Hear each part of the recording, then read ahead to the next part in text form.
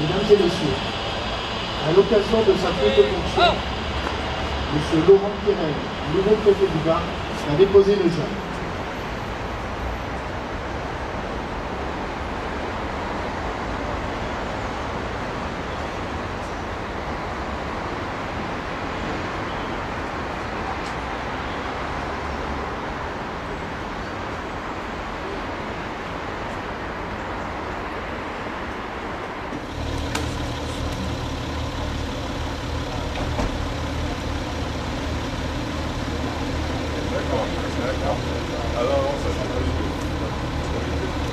Préfet du Var, c'est pas mon premier poste de préfet, ça vous le savez.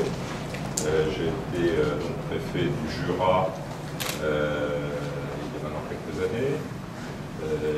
J'ai fait partie de ma carrière aussi comme directeur des stages à l'ENA. J'ai été ensuite préfet de la Réunion, un moment intense, avec l'épidémie du chikungunya notamment. J'ai été ensuite préfet du Morbihan, et là depuis 3 ans j'étais en administration centrale, inspecteur général de l'administration. Donc je retrouve, comme on dit, la territoriale aujourd'hui. Sur mon arrivée dans le département, je dois vous dire tout de suite que j'ai beaucoup de choses à découvrir, puisque ma connaissance du département va se limiter à un séjour touristique dont je n'ose pas vous rappeler à quand il remonte, puisque c'était dans mon enfance, du côté de Sainte-Maxime. Mais à part ça, je ne connais pas grand-chose, si ce n'est qu'il est éminemment intéressant, mais pour l'instant, j'en ai qu'une connaissance livresque et de dossiers. Donc il faudra que j'aille sur le terrain, ce que je vais faire très rapidement. Quelles sont, si j'ose dire, mes priorités, parce qu'un préfet n'a pas des priorités personnelles, il y a des priorités qu'on lui donne. Donc mes priorités dans le département sont tout simplement celles qui sont définies pour le rôle des préfets dans la Constitution, puisque l'article 112 de la Constitution dit que le préfet représente le gouvernement, il contrôle l'administration et il est garant de l'application des lois. Donc sur ces différentes thématiques, je vais essayer d'appliquer, je ne vais pas essayer, je vais appliquer mon rôle constitutionnel dans ce département. En termes de priorité gouvernementale, ça va se traduire essentiellement d'abord par les problématiques de sécurité. Alors, sécurité d'abord au sens strict du terme, c'est-à-dire la délinquance, la lutte contre la délinquance. Nous avons aujourd'hui de nouvelles priorités qui ont été assignées. Elles vont se traduire notamment par la création de zones prioritaires de sécurité dans le département, à la Seine, et être éligible à une zone prioritaire de sécurité, c'est être éligible certes à des renforts, mais c'est aussi un challenge en termes méthodologiques de trouver pour nous une nouvelle démarche de coopération avec les élus, de manière à ce que nous puissions lutter plus efficacement contre les problèmes de délinquance. Donc j'aurai dans les semaines qui viennent et les mois qui viennent à m'impliquer personnellement sur ce dossier de l'FPS de la Seine, de manière à, si vous voulez, lui donner le maximum d'efficacité et avec un suivi constant de ma part en liaison avec le maire. Bien évidemment, ça ne veut pas dire que dans les autres zones, il n'y aura pas d'intervention de ma part en matière de sécurité. Là, il s'agit d'une déclinaison prioritaire, comme cela est prévu par les textes. En matière de protection civile, ensuite, là, je vais faire le dessin à personne, vous en savez plus que moi. Comme m'a dit le chef de corps de l'inspection générale, Michel Sapin, qui a eu à exercer ses fonctions comme préfet des Bouches-du-Rhône, il m'a dit tu auras 2 problèmes, le feu et les inondations. Enfin, le feu et l'eau. Donc, je sais que j'ai 2 problèmes, le feu et l'eau, et en matière notamment d'eau et d'inondation, de fortes choses ont déjà été engagées, notamment les PPRI, mais il faut encore aller plus loin. Et puis se pose aussi, ça apparaît dans le rapport d'un parlementaire du Var qui est sorti récemment, il faut aller plus loin dans une démarche de coopération. Je parlais du rapport de M. Colomba, du sénateur. qui insiste sur une nécessité de coopération et d'application à la fois de l'État et des collectivités locales. Là aussi, j'aurais à voir avec lui les moyens de mettre en œuvre les préconisations de son rapport. Ensuite, la sécurité routière, je vous dis franchement que j'ai vu ce qui a été fait. Ce qui a été fait ici est particulièrement efficace et j'entends bien continuer. Donc sur la sécurité routière, excusez-moi le jeu de mots qui est peut-être mauvais, mais je n'aimerais pas l'utiliser. En matière d'emploi ensuite, je sais que la situation de ce département, fort heureusement, est un peu meilleure en matière d'emploi qu'ailleurs. Je veux dire par là que la nature du chômage dans ce département est plus due à son accroissement démographique qu'à ses problèmes structurels. Mais il n'en reste pas moins qu'il y a des problèmes d'emploi, notamment d'emploi des jeunes. Actuellement, là aussi, de nouvelles orientations ont été prises et je compte bien m'impliquer dans la promotion, notamment des emplois d'avenir. Reste le développement territorial. Sur le développement territorial, là, il y a une foultitude de sujets qu'il serait peut-être un peu présomptueux de ma part d'évoquer tout de suite, qu'il s'agisse du domaine des transports, de l'urbanisme, de l'application de la loi littorale. Disons-le là clairement, il y aura de la part et de la part de l'État une volonté d'accompagner les élus, mais j'ai bien dit d'accompagner les élus dans une démarche bien entendu légale. L'État n'est pas là pour sanctionner les élus, il est là pour les aider à agir dans la légalité, et je m'impliquerai là aussi, de manière à ce qu'ils aient les meilleurs conseils juridiques possibles, pour autant qu'ils les sollicitent. Sur le contrôle de l'administration, je ne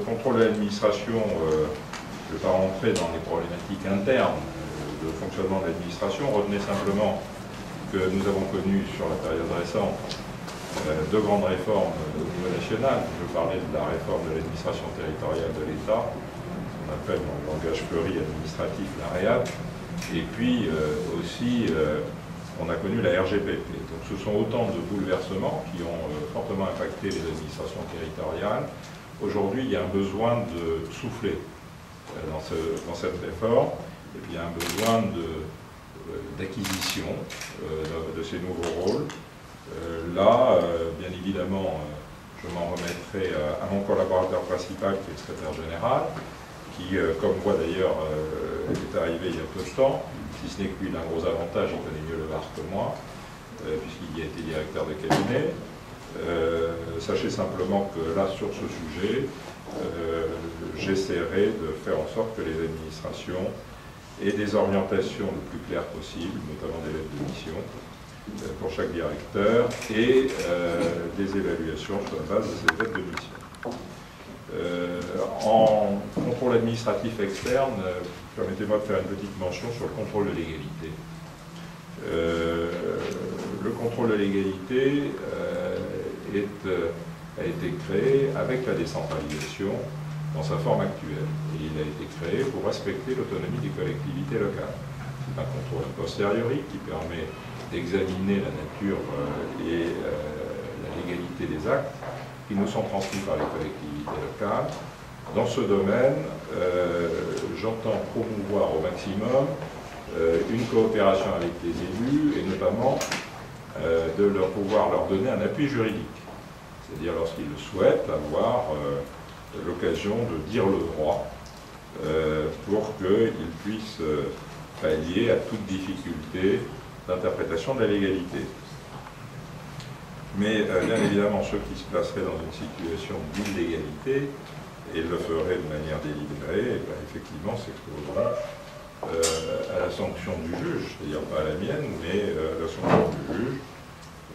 La loi vaut pour tous, elle vaut pour les élus comme pour les administrés, et on ne peut pas avoir une citoyenneté, comment dire, à dimension variable.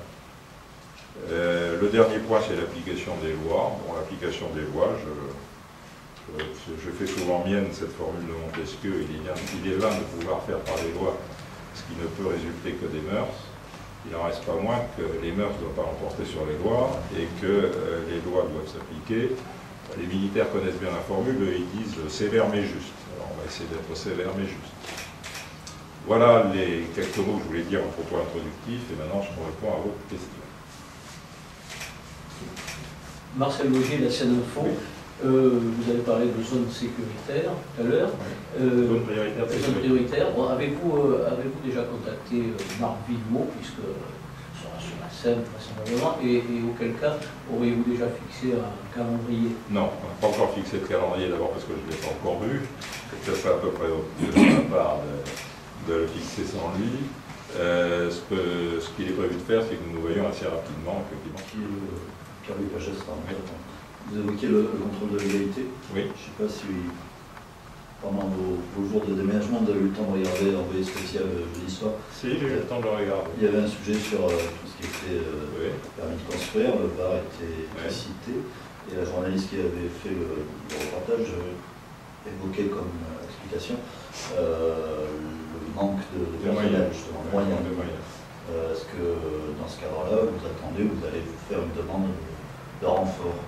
Ce qui est prévu, c'est moins de faire une demande de renfort que de prioriser le contrôle de légalité sur des cibles précises. Dans une préfecture, en moyenne, on reçoit plusieurs dizaines de milliers d'actes par an. Donc vous imaginez bien que contrôler chacun d'entre eux de manière approfondie relève de la gageure. Ce qui est particulièrement nécessaire, c'est que nous donnions, nous, préfets, et c'est notre rôle, au service des ordres de priorité. Moi, dans un département où la pression urbanistique est sensible, il est clair que j'aurai une priorité sur ce sujet. Je n'ignore pas, pour avoir été plusieurs fois préfet littoral, comme on dit, dans le métier, que la loi littorale est difficile à appliquer. C'est une loi complexe, dont les textes d'application ont parfois manqué et qui a souvent fait l'objet plus d'interprétations jurisprudentielles que de textes d'application. Donc c'est un exercice difficile, je le sais. Pour autant, et j'ai bien dit en concertation avec les élus, de manière ouverte, et en leur proposant mon appui, nous ferons en sorte que l'interprétation des textes soit la plus équilibrée possible. Hein. Par contre, je redis ce que j'ai dit tout à l'heure, si certains veulent se mettre, les élus ou les particuliers, veulent se mettre volontairement dans l'illégalité, il faudra bien entendu qu'ils en tirent les conséquences. Il ne faut pas admettre, si vous voulez, que la loi s'applique à certains et que pour d'autres, ils mettent les pouvoirs publics devant le fait accompli. Ce que j'ai vu l'autre soir, pour répondre à votre question, montrait qu'il y en a certains qui n'hésitaient pas. Giraud, TV83.info. Vous avez mis l'accent sur la lutte contre la délinquance. Oui. Nous pouvons entendre tout type de délinquance. Oui. Oui.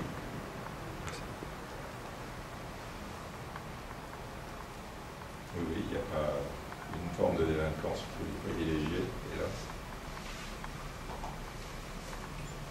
Bien.